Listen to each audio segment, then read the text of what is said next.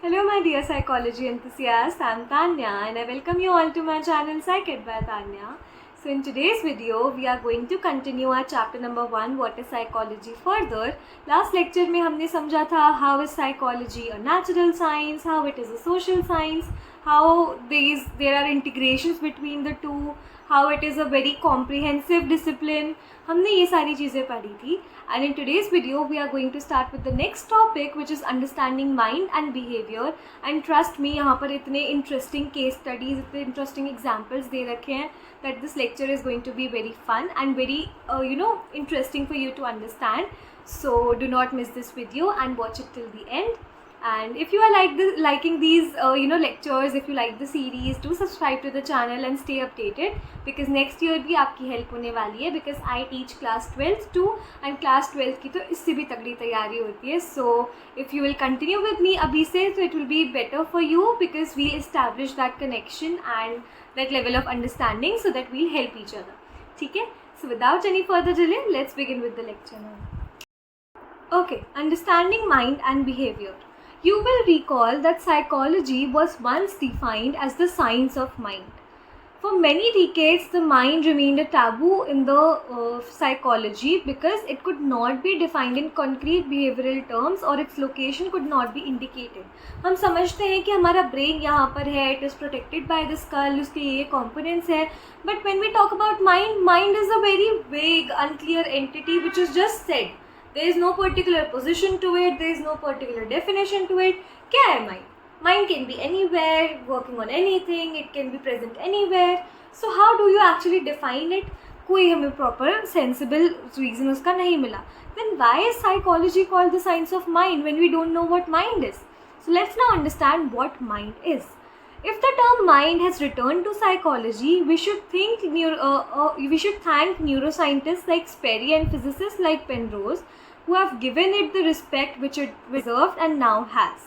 कि कैसे साइकोलॉजी को जब हमने साइंस ऑफ माइंड बोला तो वो थोड़ा सा है ना लोगों को दिक्कत कर गया and then we talked about how it is now called science of mental processes behaviour and experiences ये पढ़ा.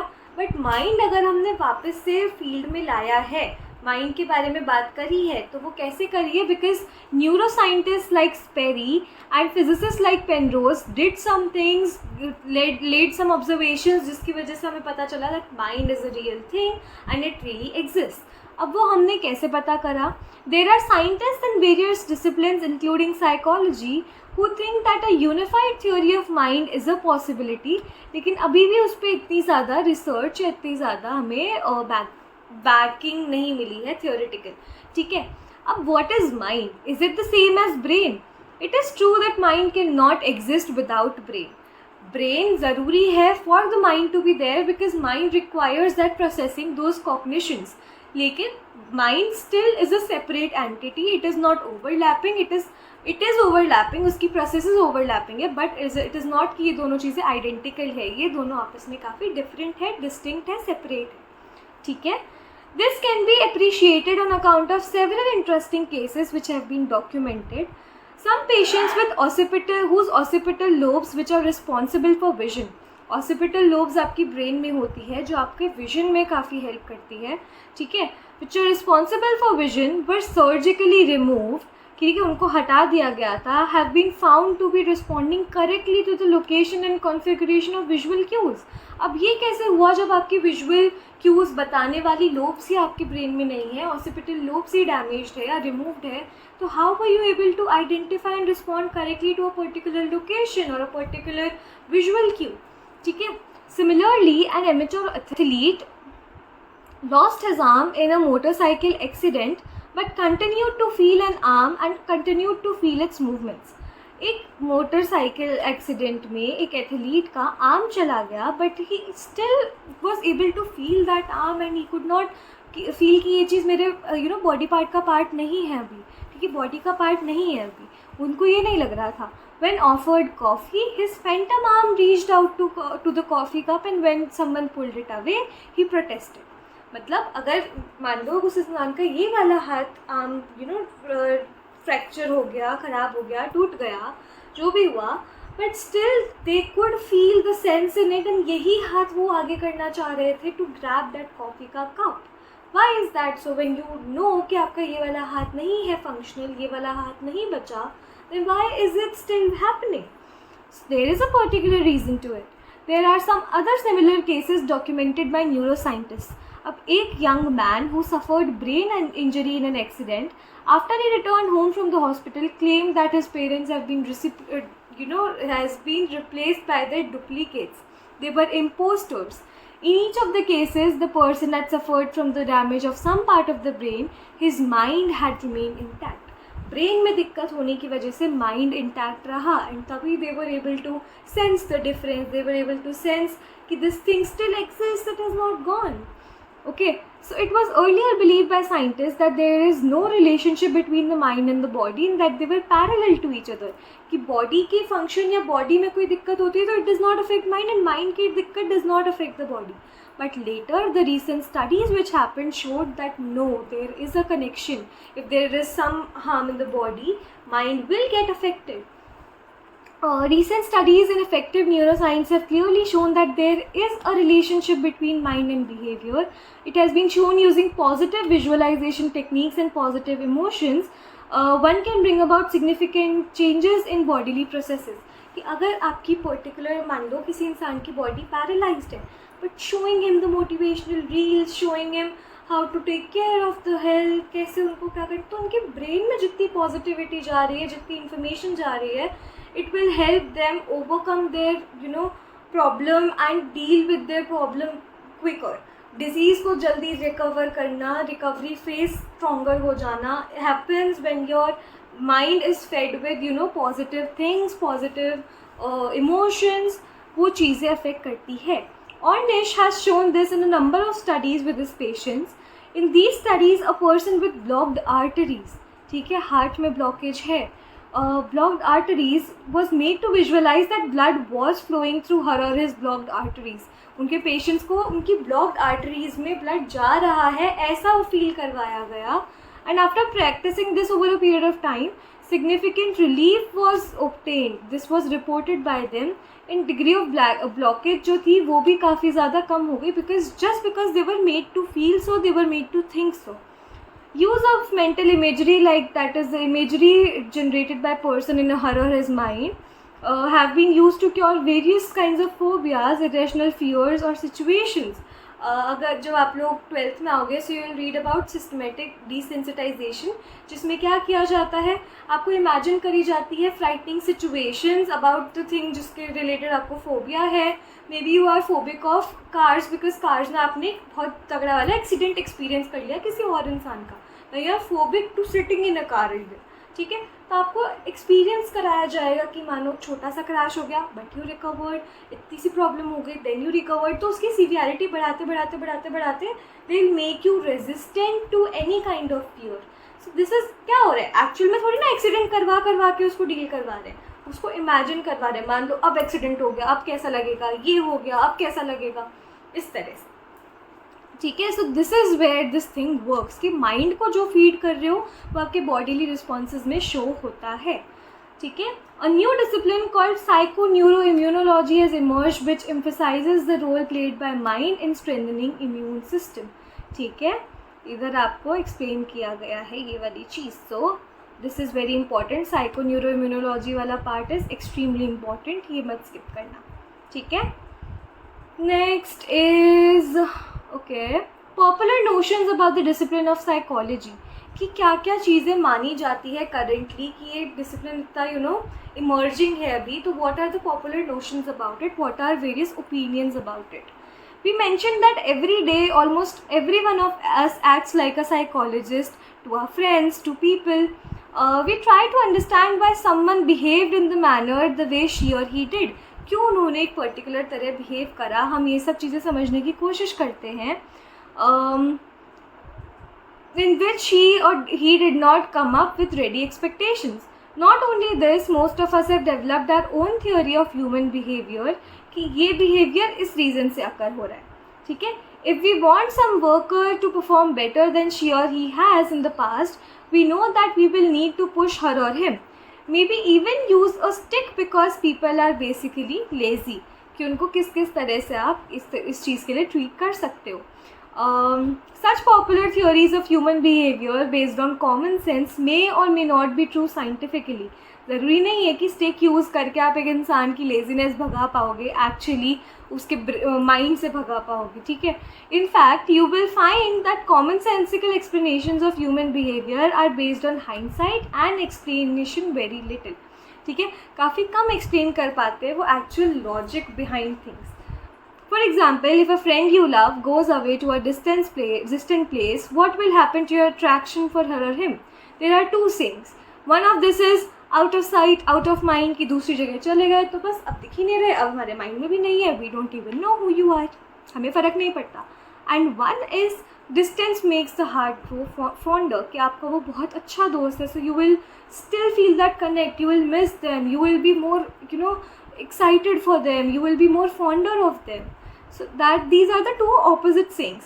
Both of them make opposite statements, तो कौन सी true है? Now the explanation you will choose depends on what has happened in my life. अगर मेरे को ऐसा लग रहा होगा कि मेरे जो दोस्त पहले रह गए उनके लिए I am very fond because there is a distance, तो I believe on the second से. लेकिन अगर मैं और जो मेरे पहले के दोस्त हैं वो एकदम नॉर्मली अपनी अपनी लाइफ जी रहे हैं, हमें कोई याद नहीं आ रही, हमें फ़र्क नहीं पड़ रहा, so will be like out of sight out of mind, nobody cares. ठीक है. This is how it works. So common sense is based on hindsight. Psychology as a science looks for patterns of behavior जो predict कर पाएँ हम लोग, और अगर कुछ ना कुछ दिक्कत आए तो हम उसको ठीक कर पाएँ, and not explained by these random behavior occurrences. Scientific knowledge generated by psychology often runs against common sense. ठीक है. ये जो कॉमन सेंसिकल एक्सप्लेनेशंस है चीज़ों के, इससे ऑपोजिट जाती है. It runs against these things, scientific जो थ्योरीज है. One such example is the study perform by Dweck. She was concerned with children who gave up too easily when faced with a difficult problem और failure. She wondered how they could be help. तो common sense तो बोलता है कि उनको easy problem दो ताकि उनका कॉन्फिडेंस इंक्रीज कर पाओ और उनका सक्सेस बढ़ जाएगा. ठीक है. Only later should they be given difficult problems ताकि वो उसको सॉल्व कर पाएँ, क्योंकि उनके पास नया कॉन्फिडेंस है. Dweck's study tested this. She took two groups of students who were trained for 25 days in solving math problems. The first group was given easy problems which they were always able to solve, and the second group was given a mix of easy and difficult problems. तो obviously जब difficult problems आई तो जिनको सिर्फ easy questions मिल रहे थे, they failed. Whenever this happened, Dweck told them that failure was because they had not tried hard enough and persuaded them not to give up and keep trying. अब जब जिस group को difficult और easy problems दोनों मिल रही थी तो easy तो वो कर लेते थे लेकिन डिफ़िकल्ट में अटक गए, तब उनको फेलियर एक्सपीरियंस हो रहा है.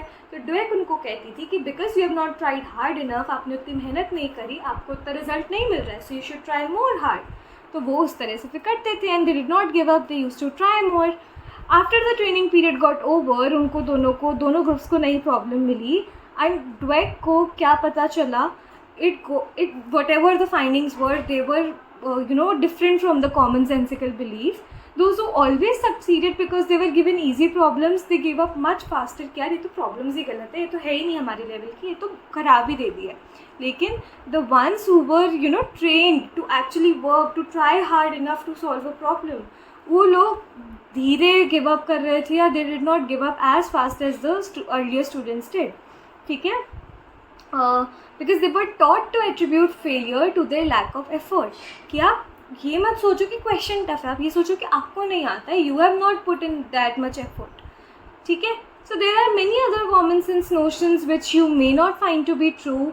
Not too long ago it was believed in some cultures that men are more intelligent than women or women cause more accidents than men. Empirical studies have shown that these both things are very untrue. This does not rely on any strong scientific basis. ये सिर्फ common sense में बोली जाती है. It also tells us that not one is not able to give one's best if you are asked to perform before a large audience. लेकिन psychological study ने बताया है कि when people observe you, you are socially facilitated. You feel the urge to perform better, to excel, ताकि लोग आपको पसंद करें. ठीक है. So you may perform even better because दूसरों की performance, दूसरों की presence helps you to present yourself better. So it is hope that हम जब आगे पढ़ेंगे तो हमें ये सारी चीज़ें समझ में आएगी, हमें पता चलेगा कि साइकोलॉजिस्ट कैसे डिफरेंट है रैंडम एस्ट्रोलॉजर्स, तांत्रिक और पाम रीडर्स से, बिकॉज वो सिस्टमैटिकली एग्जामिन करते हैं इन प्रोपोजिशंस को based on data and then principles बनाते हैं about human behaviour and other psychological phenomena. अब हम एवोल्यूशन ऑफ साइकोलॉजी पढ़ेंगे, लेकिन हम सिर्फ 2 टॉपिक्स पढ़ने वाले हैं अभी स्टार्ट के, विच इज़ स्ट्रक्चरलिज्म और फंक्शनलिज्म। ये वाला टॉपिक बहुत इंटरेस्टिंग, बहुत इंपॉर्टेंट है एंड आप बाद तक पढ़ने वाले हो, लाइक कॉलेज में भी अभी मैंने पढ़ा है इसको।